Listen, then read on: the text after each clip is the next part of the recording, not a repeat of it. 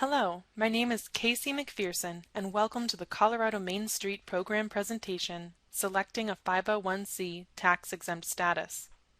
This presentation was created by the Colorado Department of Local Affairs as an online resource for Main Street organizations seeking a federal tax-exempt status. Main Street is a program developed by the National Trust for Historic Preservation and, in Colorado, is managed by the Department of Local Affairs and funded by a grant from the State Historical Fund. As an umbrella for historic preservation and community education, Main Street is usually housed in a 501c organization and uses promotion and preservation of cultural heritage and architecture to reinvigorate a town center and economic core. This presentation was born out of a situation where Colorado Main Street organizations were experiencing varied results in achieving a 501c3 tax-exempt status. Some succeeded, some failed, and some ended up filing under a different 501c designation. This presentation will discuss the process of selecting a C3 tax-exempt status and cover which status Main Street organizations will likely choose, the benefits and limitations of those statuses, and tips on how to select the appropriate C3 status. As an initial matter, please note the disclaimer that this presentation is not intended to be construed as legal advice.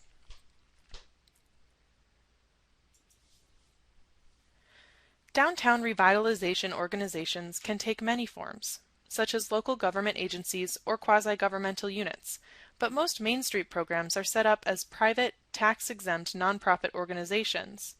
The most likely status options for a Main Street organization are a 501c3 charity, a 501c4 social welfare organization, or a 501c6 business league. Each of these 501c statuses brings benefits and drawbacks, and deciding which to apply for involves matching goals and activities to the purposes and requirements of these 501c designations. So, you have to know both what you are now and also what you want and need to be in order to match to a tax-exempt status. First, let's discuss the very broad basics of what each status means. A 501c3 organization is called a charity, which stems from the original charitable organizations. Originally, charitable organizations were mainly religious groups who provided goods and services to the poor. Today, C3 organizations are still called charities, but their purposes cover a much broader expanse than what charity commonly denotes.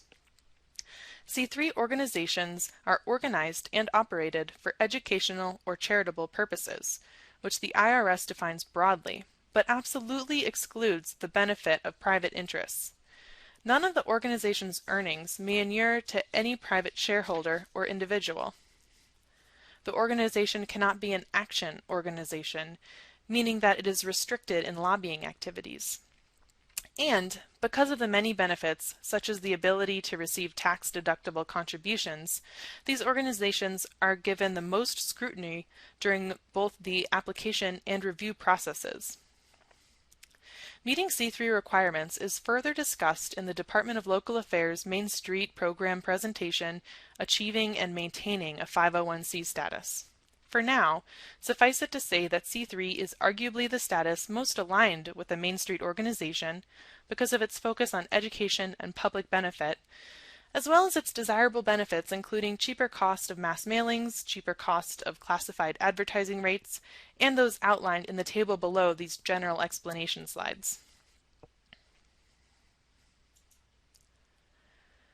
A 501c4 is a social welfare organization, organized to serve charitable and educational purposes.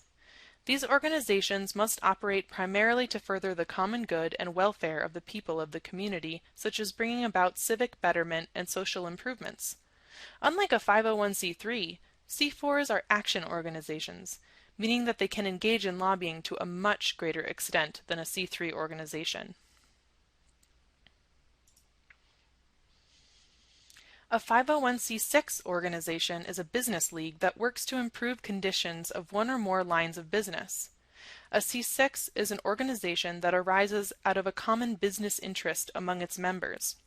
These organizations improve business conditions by engaging in activities such as promoting higher business standards or educating the public on the use of credit. And C4s are financed by member dues and activities substantially related to the organization's exempt purpose.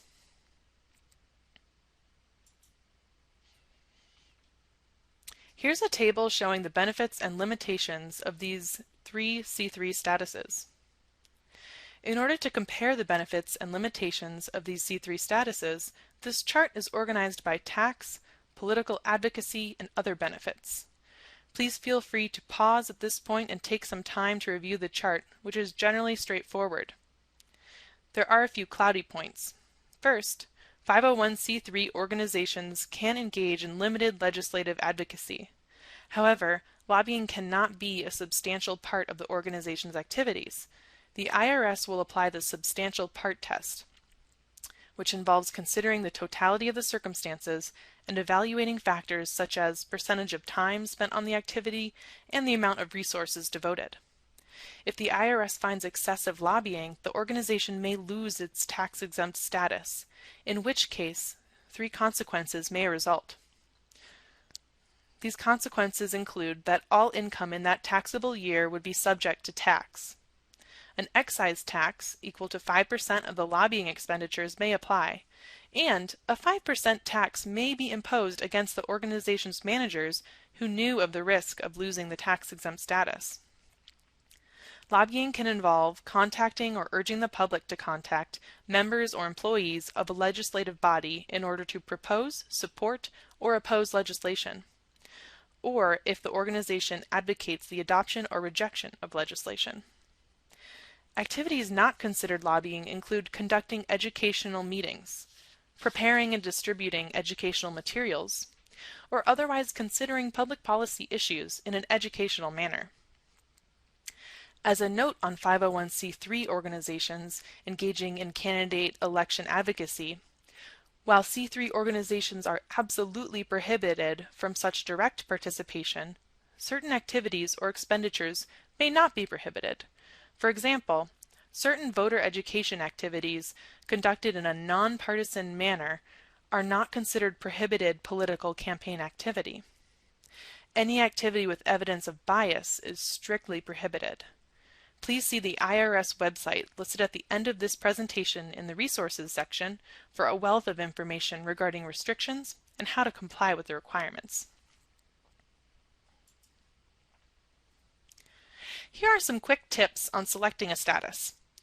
Rather than simply rolling the dice or taking the road taken by others, create a thorough and step-by-step process to analyze what your organization is or will be and how you can categorize it into a 501c classification to reach the best outcome for your work and for your community.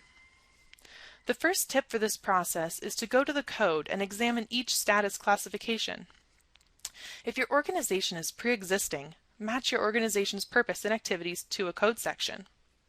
If your organization is just beginning, you can tailor your purposes and activities to the 501c designation of your choosing.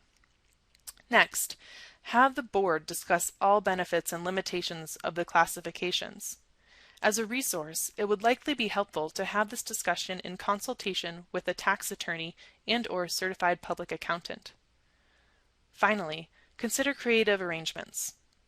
If your desired purposes and activities do not fit neatly into one 501c classification, consider establishing a spin-off group, meaning establish both a 501c3 and C4 organization, the C3 organization to carry out the primary work of public education on history, culture, and architecture, and the C4 to carry out any desired lobbying.